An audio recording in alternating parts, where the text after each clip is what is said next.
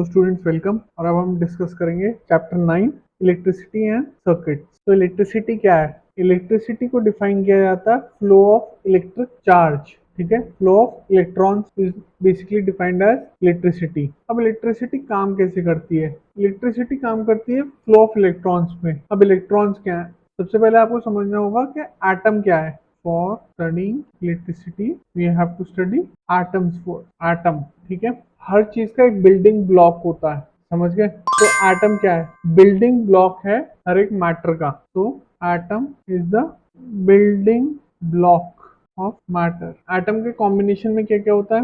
Atom बनता है तीन चीजों से। Electron, atom constitutes of three particles. A electron, इसका नेगेटिव चार्ज होता है। बी प्रोटॉन, इसका पॉजिटिव चार्ज होता है। और सी न्यूट्रॉन, न्यूट्रॉन इसका कोई चार्ज नहीं होता, नो चार्ज। ठीक है, तो हम पहले देख लेते हैं एटम को। ये देखो, इसमें क्या है? ये ऑरेंज प्रोटॉन है, ग्रीन न्यूट्रॉन है और पर्पल इलेक्ट्रॉन है। प्रोटॉन और न्यूट्रॉन एक साथ होते हैं और इलेक्ट्रॉन उनके इन एंड अराउंड घूमता है, समझ गए? जैसे समझ लो कि अर्थ रिवॉल्व करती है अराउंड द सन, वैसे ही इलेक्ट्रॉन्स रिवॉल्व करते हैं अराउंड प्रोटॉन्स एंड न्यूट्रॉन्स। अब इसमें क्या है देख रखा कि इलेक्ट्रॉन्स ऐसे फ्लो कर रहे हैं, ठीक है, इलेप्टिकल फॉर्मेशन में। अगर आप देखो, ये इलेप्टिकल शेप बना रहे हैं, मतलब वो सर्कुलर मूव करते हैं, लेकिन ऐसा होता नहीं है। आप लेटर क्लासेस में पढ़ेंगे हाइजेनबर्ग के अनसर्टेनिटी प्रिंसिपल के बारे में, जिसमें बताया गया है कि position of an electron can not be located. ठीक है, इलेक्ट्रॉन्स कहीं पे भी हो सकता है, वो जरूरी नहीं है इस सर्कल में घूम रहा है या इस सर्कल में घूम रहा है। ये तीन सर्कल्स है ना हमारे पास यहाँ पे, तो ऐसा नहीं है कि वो सर्कल्स में घूम रहा है। हम उसका पोजीशन नहीं बता सकते। जैसे अगर आप कहीं हो तो हम अर्थ के कॉन्टेक्स्ट में क्या बोल सकते हैं कि भाई कोई बच्चा है, ठीक है, वो एक्स कोऑर्डिनेट में है। कोऑर्डिनेट्स के हिसाब से हम पोजीशन डिफाइन करते हैं, अगर हम ज्योग्राफिकल टर्म्स में बोले। लेकिन साइंटिफिकली हम इलेक्ट्रॉन की पोजीशन नहीं बता सकते। क्यों? क्योंकि इलेक्ट्रॉन कहीं पे भी हो सकता है, अनसर्टेन है उसकी पोजीशन बताना, उसके पोजीशन और उसके मोमेंटम को बताना इम्पॉसिबल है, समझ गए? तो इलेक्ट्रिसिटी काम कैसे करती है? ठीक है, इलेक्ट्रिसिटी काम करती है, देखो हो क्या रहा है। इलेक्ट्रॉन प्रोटॉन के इन एंड अराउंड घूम रहा है। ये पर्पल में इलेक्ट्रॉन है, ठीक है, और ये पिंक में प्रोटॉन है, प्रोटॉन प्लस न्यूट्रॉन, समझ गए? हर एक इलेक्ट्रॉन, हर एक एटम चाहता है वो एक स्टेबल फॉर्म में रहे। स्टेबल फॉर्म क्या है? स्टेबल फॉर्म में मतलब उसके पास सारी ताकतें हो, एक तरीके से ऐसे समझ लो इसको। जैसे मान लीजिए आपके पास कोई पजल है, ठीक है, उस पजल के 20 पीसेस है, ठीक है, पजल है, पजल के 20 पीसेस है फॉर कंप्लीशन। लेकिन उस पजल का एक पीस खो जाए तो क्या होगा? वो पजल कंप्लीट नहीं हो पाएगा, समझ गए? If you have 19 pieces then puzzle is not completed. तो अब क्या करेंगे? अब या तो हमें एक सेम पजल लाना होगा, मतलब 20 के 20 पीस खरीदने होंगे, या हमें एक पीस जो मिसिंग पीस है वो लाना होगा। अब मिसिंग पीस कैसे आएगा? हम किसी और कोई एक और पजल लेंगे और उससे वो मिसिंग पीस निकाल लेंगे, ठीक है, तो ये पजल फिर से कंप्लीट हो जाएगा, समझ गए? तो एटम भी उसी तरीके से काम करता है। For an atom stability is the most important part. Stability is the most important, utmost importance की है स्टेबिलिटी। जैसे आपको क्या है, आपको भी चाहिए ना कि मैं बेस्ट खाना खाऊं, मैं बेस्ट कपड़े पहनूं, मैं बेस्ट गाड़ी में घूमूं। अगर इनमें से एक चीज हटा दी जाए तो अनस्टेबल हो जाएगी आपकी लाइफ, ठीक है? अगर आपको खाना ना मिले तो क्या होगा? तो आप खाने की तरफ भागोगे ना, बिल्कुल। तो स्टेबिलिटी का पार्ट है वो। अब स्टेबल कैसे होगा?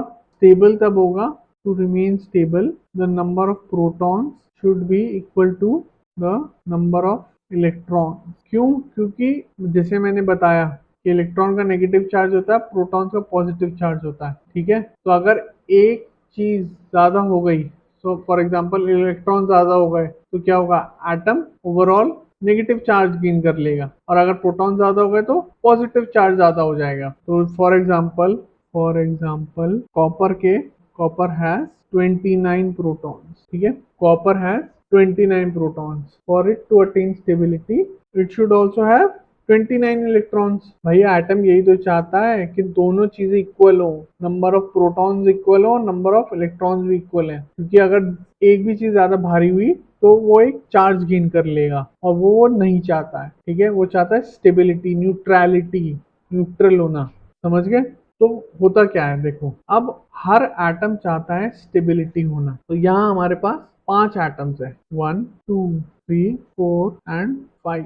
ये पांचों एटम्स चाहते हैं स्टेबल होना। तो क्या होगा, इलेक्ट्रॉन का मूवमेंट होगा। प्रोटॉन और न्यूट्रॉन तो मूव कर नहीं सकते। तो मान लो अभी 29 प्रोटॉन्स हैं और इधर 28 इलेक्ट्रॉन्स हैं। तो ये वाला एटम इस इलेक्ट्रॉन को इस वाले एटम पे अट्रैक्ट करेगा। मतलब सेकेंड एटम फर्स्ट एटम के लास्ट इलेक्ट्रॉन को अपनी तरफ खींचेगा और 29 इलेक्ट्रॉन बनाने की कोशिश करेगा। ठीक है, अब थर्ड वाला एटम भी बाद में यही सब करेगा। भाई उसने देख लिया कि सेकेंड वाले ने पहले वाले को खींच लिया है, तो क्या होगा, तो थर्ड वाला बोलेगा भाई मैं भी इसके खींच लेता हूँ। एक कबड्डी की तरह है, समझ लो। कबड्डी में क्या होता है, कबड्डी में कबड्डी कबड्डी करते हैं ना हम लोग, फिर वो आता है, हम जो दूसरा ओपोनेंट बंदा आता है हम उसे खींचते हैं और उसको नीचे कर देते हैं ताकि हमारी जीत हो जाए।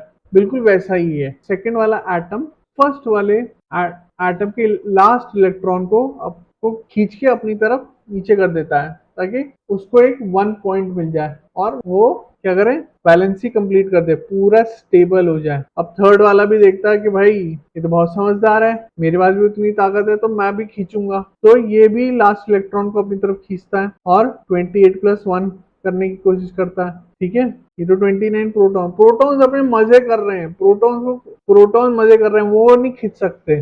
ठीक है, उनको पुल अपार्ट नहीं किया जा सकता, लेकिन इलेक्ट्रॉन्स को खींचा जा सकता है। इलेक्ट्रॉन्स क्या है, बलि का बकरा है, खासकर लास्ट इलेक्ट्रॉन। ये आपको एक इलेक्ट्रॉन दिख रहा है ना, ऐसे और भी सर्कल्स होंगे। ठीक है, इधर भी एक इलेक्ट्रॉन होगा पर ये नहीं खींचेगा, खींचेगा हमेशा लास्ट वाला। ठीक है, ये जंपिंग ऑफ इलेक्ट्रॉन्स को क्या बोलते हैं, electricity. Flow of electrons, flow of charge. क्यों, क्योंकि इलेक्ट्रॉन क्या है, नेगेटिवली चार्ज पार्टिकल है। तो इलेक्ट्रिसिटी किससे डिफाइन की गई है, फ्लो ऑफ इलेक्ट्रॉन्स से। समझ गए, इस तरीके से काम करती है इलेक्ट्रिसिटी। तो अब इसको प्रॉपर डेफिनेशन से समझते हैं। The electrons in the atom are not forever bounded to the atom. Protons और न्यूट्रॉन्स क्या है, पेरेंट्स की तरह है। ठीक है, वो एक साथ रहते हैं, इकट्ठे हैं। ठीक है, और इलेक्ट्रॉन्स क्या है, कोई शैतान बच्चे की तरह है जो इधर उधर घूमता रहता है। अगर पेरेंट्स उसको पूरी तरीके से अपनी तरफ हाथ ना बांध के रखें तो वो निकल जाएगा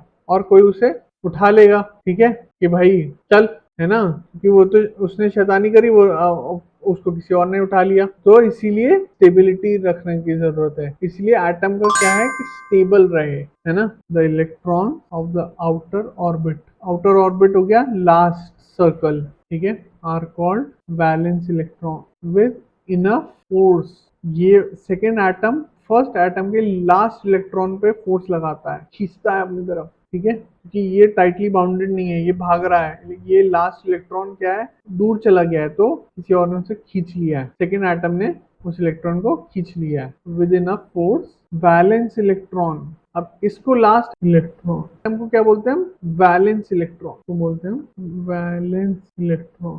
ये सब आप लेटर क्लासेस में पढ़ेंगे, लेकिन अभी के लिए समझ लो क्योंकि बहुत काम आएगा तुम्हें ये। Valence electron can escape orbit of the atom. Free electrons can escape orbit of the atom and thus become free.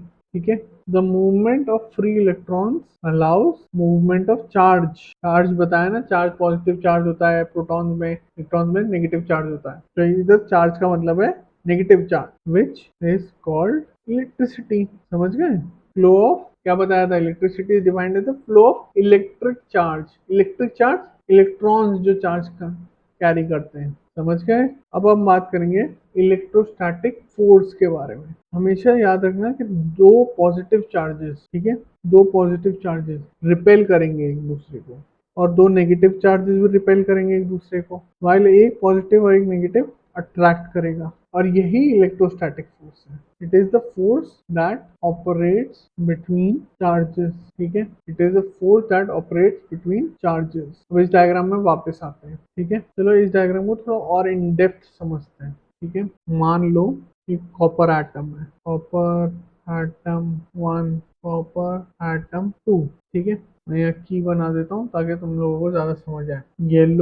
Yellow plus green colour से जो डिफाइंड है वो है प्रोटॉन्स एंड प्लस न्यूट्रॉन। समझ गए, और ये व्हाइट से डिफाइन कर देते हैं इलेक्ट्रॉन। मान लो ये कॉपर एटम है, ठीक है। कॉपर एटम में लास्ट ऑर्बिट में 10 इलेक्ट्रॉन्स है। इस डायग्राम को देखो ध्यान से, इसमें कॉपर एटम है, हम दो कॉपर एटम्स को ले रहे हैं, कॉपर एटम 1, कॉपर एटम 2। जो लास्ट ऑर्बिट है, ये लास्ट ऑर्बिट मान लेते हैं, ठीक है। स्टेबल कॉपर एटम के 10 इलेक्ट्रॉन्स होने चाहिए, ठीक है। यहाँ कॉपर एटम 1 के लास्ट ऑर्बिट में 10 इलेक्ट्रॉन्स हो गए, ठीक है, ये स्टेबल हो गया। बट ये अनस्टेबल है, सेकंड वाला अनस्टेबल है, ठीक है। तो ये सेकंड एटम क्या करेगा, सेकंड एटम इनमें से, इन 10 में से एक इलेक्ट्रॉन खींचने की कोशिश करेगा अपनी तरफ, ठीक है। इन 10 में से एक इलेक्ट्रॉन खींचने की कोशिश करेगा अपनी तरफ, ताकि ये भी स्टेबल हो जाए। और ये कैसे खींच पाएगा, इलेक्ट्रोस्टैटिक फोर्सेस के थ्रू। ये प्रोटॉन इस इलेक्ट्रॉन को खींचने की कोशिश करेगा इधर के, अपने लास्ट ऑर्बिट में लाने के लिए, समझ गए। कॉपर एटम 2 का प्रोटॉन कॉपर एटम 1 के लास्ट इलेक्ट्रॉन को अपनी तरफ खींचने की कोशिश करेगा, ताकि वो भी स्टेबल हो जाए और कॉपर एटम 1 अनस्टेबल हो जाए। और इसी को बोलते हैं इलेक्ट्रोस्टैटिक फोर्स। इलेक्ट्रोस्टैटिक फोर्स में क्या होता है कि ये वाला प्रोटॉन इस इलेक्ट्रॉन को अपने ऑर्बिट की तरफ खींचने की कोशिश करता है, ठीक है, थ्रू इट्स फोर्स, ताकत लगाता है। जैसे कबड्डी में हम कबड्डी कबड्डी करते हुए ओपोनेंट को नीचे गिराने की कोशिश करते हैं, ताकि वो आप अपने दूसरी तरफ न जा पाए, समझ गए। तो इस तरीके से इलेक्ट्रोस्टैटिक फोर्स काम करती है। नेक्स्ट वीडियो में हम समझेंगे यूज ऑफ इलेक्ट्रिसिटी और सर्किट्स के बारे में। Thank you and I will see you in the next one. Bye.